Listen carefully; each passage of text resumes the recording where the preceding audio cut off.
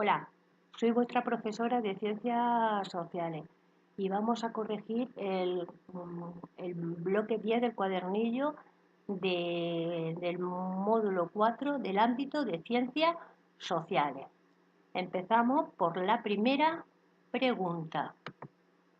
En la primera pregunta, en la que se nos pide, distingue entre verdadero o falso y transforma en verdadera las falsas. ¿Qué tendremos que hacer?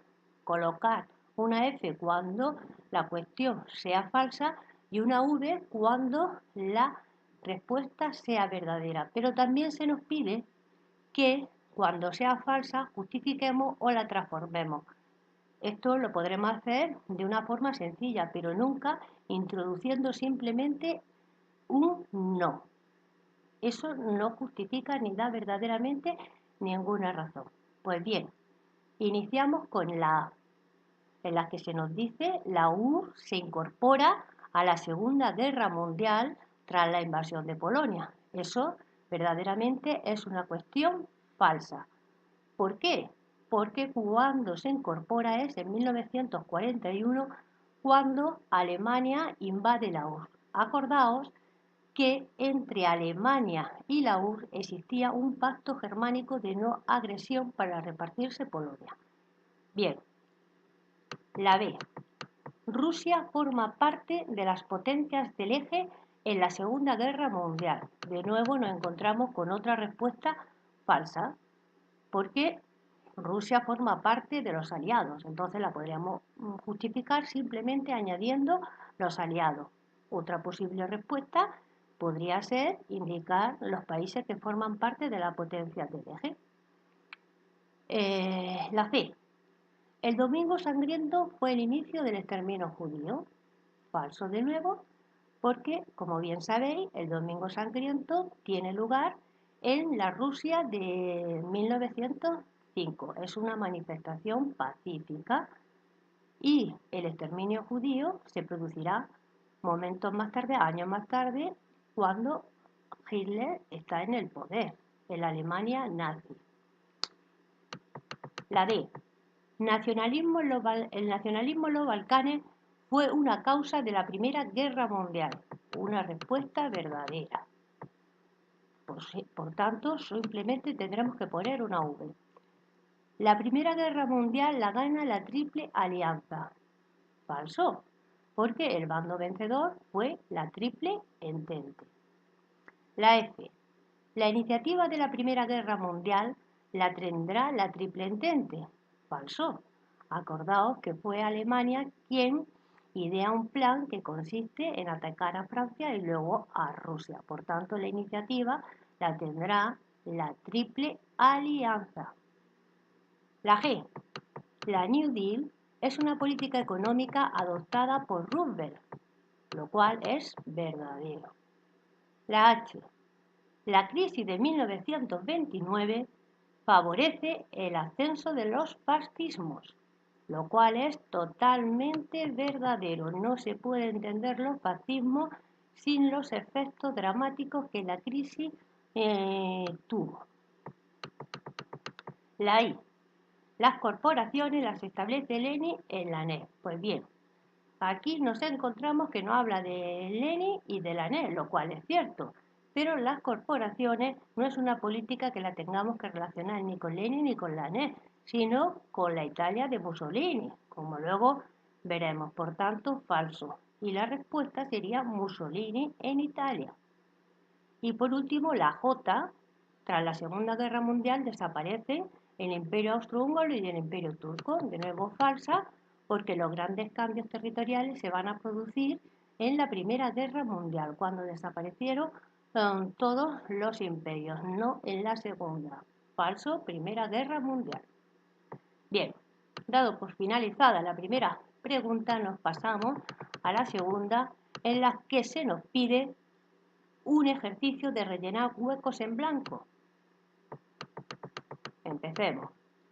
La Rusia revolucionaria y Alemania firman en 1918 la paz mediante el tratado llamado la Paz de Brest-Litovsk. Acordaos que esta paz fue por la que Rusia se retira de la Primera Guerra Mundial debido a que la Revolución de Octubre había llevado a los bolcheviques al poder. Tras esta revolución, Rusia decide retirarse de la guerra. B. La crisis de 1929 surge esencialmente por los siguientes motivos. Bien, motivos en su no os estoy pidiendo las causas, las razones, es decir, tendríais que poner las principales causas que originan la crisis, que no son otras sino la especulación de la bolsa, la superproducción agrícola industrial y, por supuesto, que la economía mundial dependía directamente de Estados Unidos.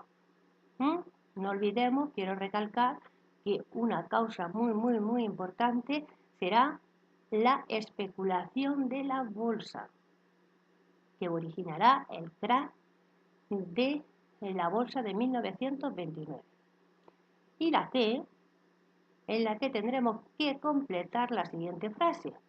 Y como solución, en Estados Unidos, el presidente Roosevelt soluciona la crisis, claro está, establece una política que se va a llamar New Deal.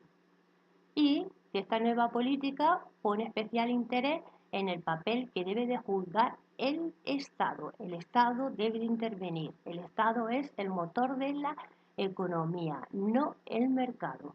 Es decir, Roosevelt se va a apoyar en una serie de medidas que se centran en el papel del Estado. En la D tendremos que responder, se me ha movido, busquemos. En la D se nos pide que completemos que en el año 1936 Alemania, Italia y Japón firman un tratado. Ese tratado se llama el Pacto Anticomintern, que significa Pacto Anticomunista, que dará lugar a la formación de uno de los bandos que se organice, uno de los bandos que se enfrente en la Segunda Guerra Mundial, que será las potencias del eje. Pues bien, esa sería la respuesta. Y la E,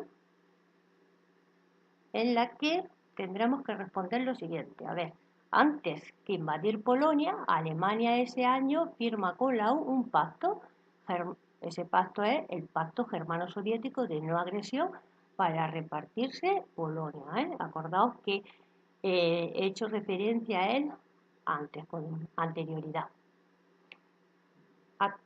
Concluida esta cuestión, pasamos al ejercicio número 3. Aquí tendremos que relacionar dos columnas. Una en el que aparecen una serie de hechos con dos momentos de la Revolución de 1917 que se desarrolla en dos etapas. Una, la primera, que será la Revolución de Febrero, y la segunda, la Revolución de Octubre. Pues bien, triunfo bolchevique con la Revolución de Octubre, porque es cuando los bolcheviques toman el poder. Lenin, con la Revolución de Octubre. Pues porque dirige el partido bolchevique. Gobierno provisional, con la Revolución de Febrero. La primera etapa de la revolución. Este gobierno provisional surge cuando el zar abdica. Golpe de estado de Kornilov, de nuevo con la A. Hace referencia al momento en el que el gobierno provisional, sin apoyo, se tiene que enfrentar a la oposición de los zaristas, es decir, de aquellos que quieren volver a la situación anterior. Pues bien, uno de estos zaristas es el general Kornilov, que da un golpe de estado y se enfrenta al gobierno provisional. El golpe no triunfa, pero bueno, a lo que vamos es un momento relacionado con la Revolución de Febrero. Primer Estado comunista, por supuesto, con la Revolución de Octubre. Los bolcheviques luego se van a llamar comunistas, ¿no? Pues los bolcheviques toman el poder tras la Revolución de Octubre. Abdicación del zar con la Revolución de Febrero, con los primeros momentos de la Revolución. Tras iniciarse el levantamiento del pueblo contra el zar al que se une el ejército, el zar se ve obligado a abdicar. Entonces cuando se formará el gobierno provisional. ¿Cuál será la respuesta? Pues claro, la Revolución de Febrero. Gobierno liberal burgués. De nuevo una referencia al gobierno provisional, formado por políticos liberales. Por tanto, es el momento de la Revolución de Febrero, en la que el poder lo tiene el gobierno liberal burgués. Y, por último, nacionalización de la riqueza, una medida que consiste en que la propiedad privada pasa a pública, es decir, una medida relacionada con los bolcheviques, con los comunistas, es decir, con la Revolución de Octubre. Finalizada la cuestión 3, vamos a realizar la 4. Define y explica los siguientes términos. Pues bien, aquí aparecen una serie de conceptos, de términos breves que tendremos que responder escuetamente, pero sí, siguiendo, por lo menos indicando unos contenidos mínimos. Preguntas de este tipo, por supuesto, pueden aparecer en el examen. No estoy diciendo, que quede claro, no estoy diciendo que estas caigan en el examen, estoy diciendo de este tipo que pudieran aparecer, ¿no? Por eso es conveniente que nos vayamos familiarizando con la realización de estos breves conceptos. Empezamos con la SDN. ¿Qué es la SDN? Ante todo es un organismo, ¿no? Un organismo internacional. Lo tendremos que situar en el tiempo, que surge tras la Primera Guerra Mundial y con el objetivo de mantener la paz. ¿De acuerdo? SDN, Sociedad de Naciones. Segundo, Tratado de Versalles. El Tratado de Versalles es un acuerdo de paz. ¿Entre quién, no? ¿Entre quién lo va a firmar? Alemania y los países vencedores de la Primera Guerra Mundial, que ya sabéis que fueron la Triple Entente. A continuación explicaremos, comentaremos algo de este tratado. Pues podemos decir que el trato que se le impone a Alemania, que fue bastante duro, se le culpa de la guerra y se le imponen, por tanto, fuertes sanciones, tanto de índole económica, se le obliga a entregar una cantidad a Francia, militares, se le obliga a reducir su ejército y, por supuesto, territoriales, pierde sus colonias y la región de Alsacia y Lorena. Como luego vamos a ver, este tratado va a generar un fuerte sentimiento de revancha y de humillación al pueblo alemán y será a su vez causa de la Segunda Guerra Mundial. Pero bien, respondiendo de forma breve, comentando lo más importante, la cuestión estaría bien, la podríamos calificar como bien. Domingo Sangriento. Por supuesto, el Domingo Sangriento fue una manifestación pacífica que tiene lugar en Rusia en las conocidas como Revolución de 1905. Vale. En esta jornada el pueblo, de forma pacífica, se levanta contra el zar y le lee simplemente un documento reclamando mejoras económicas y sociales, no tanto políticas. Reclama, denuncia que está pasando hambre, las penosas condiciones que vive, pero la respuesta del zar es mandar a la Guardia Imperial Rusa. O sea, la primera respuesta del zar es acabar con una verdadera masacre. Esto tiene lugar, como digo, en Rusia en 1905. Pasamos a la última de las cuestiones que os pido, que es la NES, Nueva Política Económica. De forma ordenada, explicamos, en primer lugar, señalamos que es una política económica. ¿Quién la establece? Lenin. ¿En qué país? En la U. Y tendremos que decir a continuación en qué consiste, porque se caracteriza, ¿no? Pues esta política suaviza el comunismo de guerra, la anterior política que había implantado Lenin cuando llega al poder. Acordaos que el comunismo de guerra se eliminó toda la propiedad privada. Se pone la riqueza al servicio de ganar la guerra, pero esta política resulta nefasta, disminuye la producción. Por tanto, cuando acaba la guerra, cambian de política. ¿Y qué política implanta? La NEP, que suaviza ese comunismo de guerra, permitiendo ya la pequeña propiedad privada y liberalizando las relaciones con el exterior. ¿Qué quiere decir esto? Pues que intenta de abrir el país al resto de los países, buscando mejorar los intercambios comerciales y las inversiones de otros países en el propio país. Muy bien, terminada con esta pregunta, el ejercicio 4 pasaremos a realizar el 4, que es una tabla en la que tenemos que comparar ambas guerras, la Primera Guerra Mundial y la Segunda Guerra Mundial. Cronología, es decir, lo que dura. La Primera Guerra Mundial se inicia, como veis, en 1914 y concluye en 1918. Las causas o razones que explican esta guerra, siguiendo el material que disponéis, la vamos a resumir, pero aunque estén resumidas, las tenemos que explicar, es decir, no basta con poner territoriales, militares, económicas simplemente y no explicarlas, no, tendremos que comentar algo de cada una de ellas.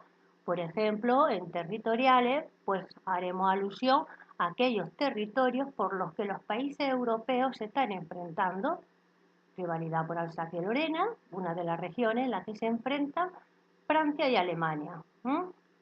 Este territorio había pertenecido a Francia, pero ahora estaba en manos de Alemania. Igual ocurría con Polonia, que se le habían repartido tres imperios, Polonia no existía y estaba repartida entre el imperio austrohúngaro, el imperio alemán y el imperio ruso. Y por supuesto una de las regiones más conflictivas que son los Balcanes. Los Balcanes, por si no lo sabéis, es la zona donde en la actualidad estaría Grecia, Serbia, bueno, pues ahí es donde se origina la guerra. Y por supuesto esta zona era un polvorín, una mezcla explosiva, porque ahí confluían rivalidades territoriales, disputas, enfrentamientos, por ejemplo, entre los intereses del imperio austrohúngaro, el imperio ruso y, por supuesto, el nacionalismo de aquellos pueblos que querían su independencia. Resumido, como aparece en la pantalla. Militares.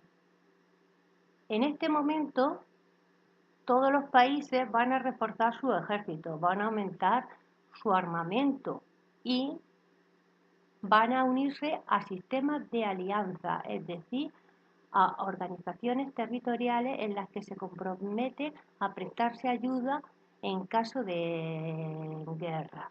¿Por qué? Porque prevén que una guerra está cerca y se preparan a ella. ¿Cómo? Con una fuerte carrera armamentística. Siguiente causa, las económicas. Hay una fuerte rivalidad, una fuerte competitividad entre dos países. Reino Unido, que había iniciado la revolución industrial y quería mantener ese liderazgo, y Alemania, que tras su unificación quería arrebatarle el puesto. Y por último, las ideológicas.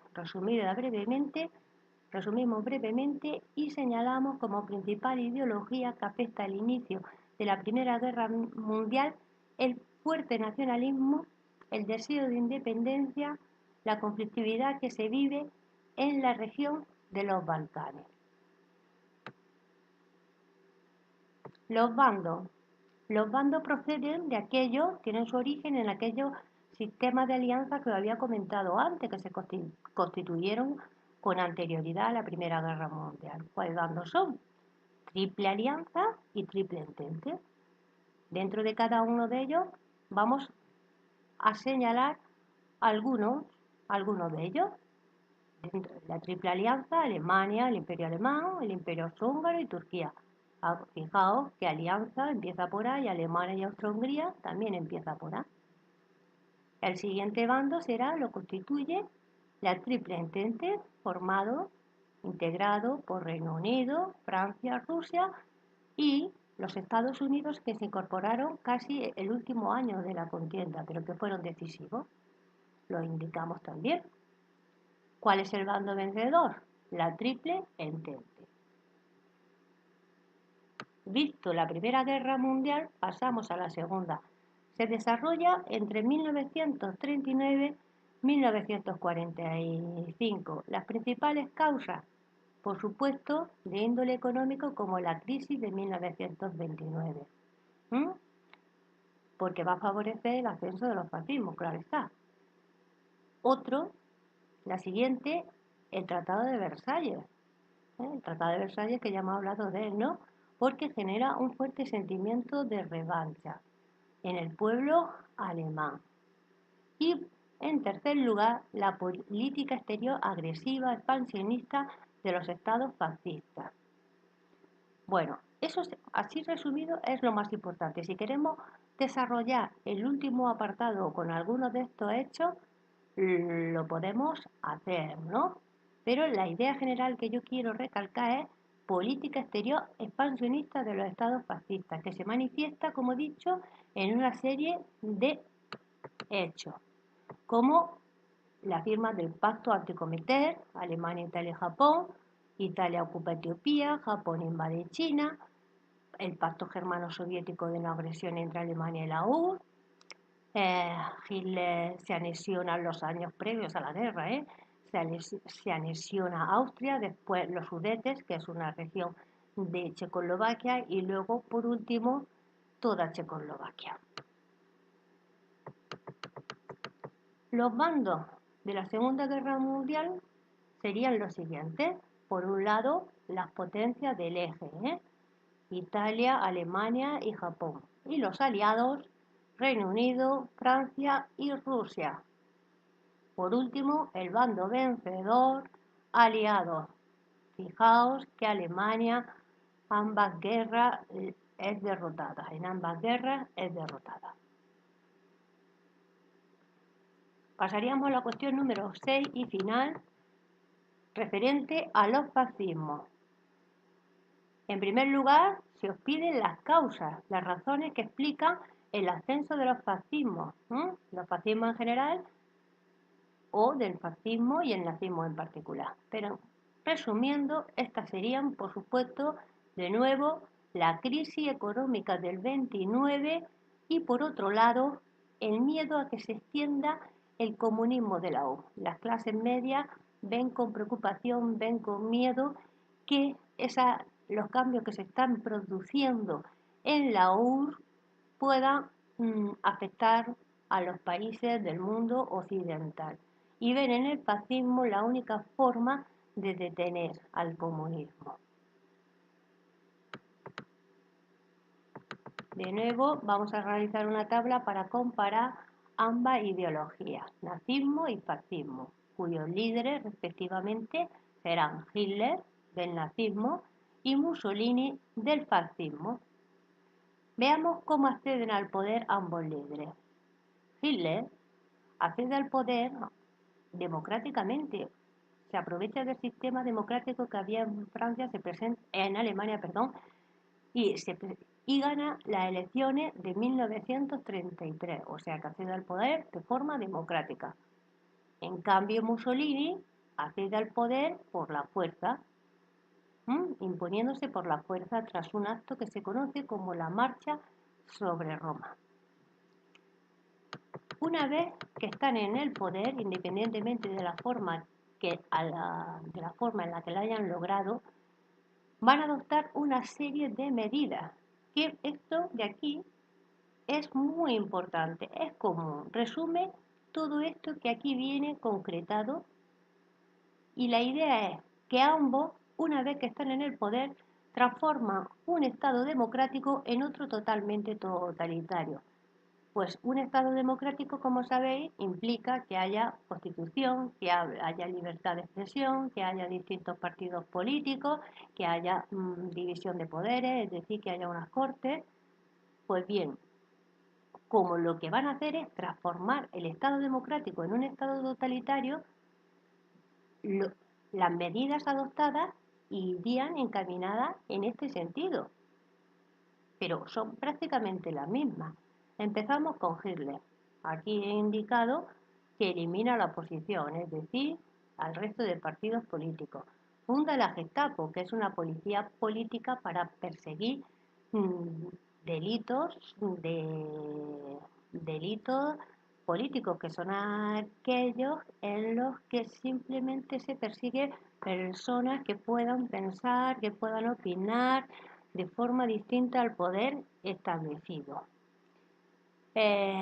Por supuesto, concentra todo el poder, va a ser presidente del gobierno y luego también canciller, disolverá las cortes, proclamará el tercer imperio alemán, establece el partido único, el partido nazi, depura todas las fuerzas paramilitares que no sean sus fieles servidoras y por supuesto, y esto es algo que lo diferencia en cierta medida de la Italia de Mussolini, inicia el antisemitismo, el exterminio judío de una forma totalmente dramática, como sabéis. En cuanto a las medidas que desarrolla Mussolini para transformar el Estado democrático en un Estado totalitario, pues podemos indicar, siguiendo siempre la información y he seguido el índice que aparece en vuestro material, manipula la ley electoral, luego disuelve las cortes y por último establece las leyes facilísimas, lo que implica que va a eliminar la Constitución y va a implantar unas nuevas leyes basándose en la ideología fascista, en el partido nazi que él lidera. En cuanto a la política económica de los fascismos es común. De hecho, si os dais cuenta, he repetido algunas cosas en ambas políticas económicas, tanto en la del nazismo como en el fascismo. En la del nazismo he puesto autárquica, una política autárquica que es la que se apoya en el autoconsumo, en la que se vuelve muy proteccionista. Esto es algo común en todas las políticas económicas fascistas. Para generar empleo, invierten en el ejército, en infraestructura, en industria armamentística. Esto mismo hará Mussolini en Italia. Pero, a diferencia de Hitler, Mussolini implanta lo que se conoce como corporaciones para regular el mercado laboral y la actividad económica, estableciendo las corporaciones, que es una reunión de obreros y empresarios, pero supervisados por el Estado. Imaginaos, sería como una especie de sindicato obligatorio en las que no solo forman parte los obreros, sino que también los empresarios, pero en las que están controlados, supervisados por el Estado. De esta manera, difícilmente puede haber conflictividad social. Y por último, la política exterior agresiva y expansionista. Lo he resumido, lo he repetido para que recalcar que lo que tienen en común, por supuesto, va a diferenciar los territorios que ocupan, pero una política, vuelvo a repetir, expansionista y agresiva que será responsable de la Segunda Guerra Mundial. Con esto finaliza mi explicación. Espero que os haya sido de ayuda.